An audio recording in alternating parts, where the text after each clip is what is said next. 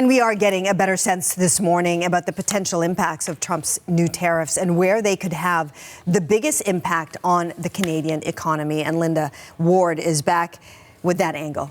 Yeah, our data visualization producers have actually been taking a deeper dive into this to look at what sectors and what provinces are going to be the hardest hit here by these threatened tariffs if they come to fruition. These are numbers from the U.S. International Trade Commission. Electronics is the first on the list. They're going to take the biggest hit. Believe it or not, we sent more than $4 billion U.S. worth of electronics south last year, $4.41 billion to be exact. And then why this is so high is because just the value of some of these electronics that we're sending south, we're talking electrical boards, controllers that are on the list, pretty high valued items. Next up on that list, we're talking plastics. So bottles, floor coverings, household items in this category. The value of items threatened in this category, about $3 billion U.S.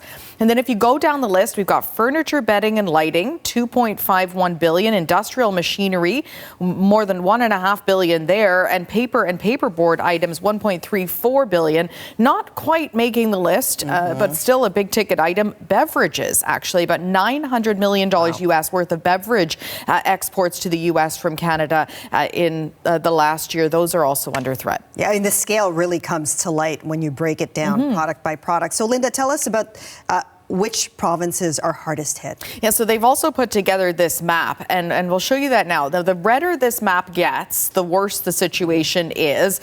So BC will be the hardest hit because of the items under tariff threat. Most notably, we're talking wood and paper products. About 13% of the province's total exports to the U.S. last year. That is higher than any other province.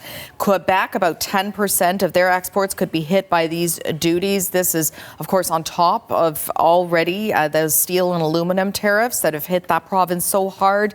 Light red there, Ontario, 9% of the province's exports to the U.S. affected. And we look at the yellow areas, that's only about 1% of Canadian exports. Alberta, Saskatchewan under threat. And remember, there is no promised exemption for items covered under CUSMA here.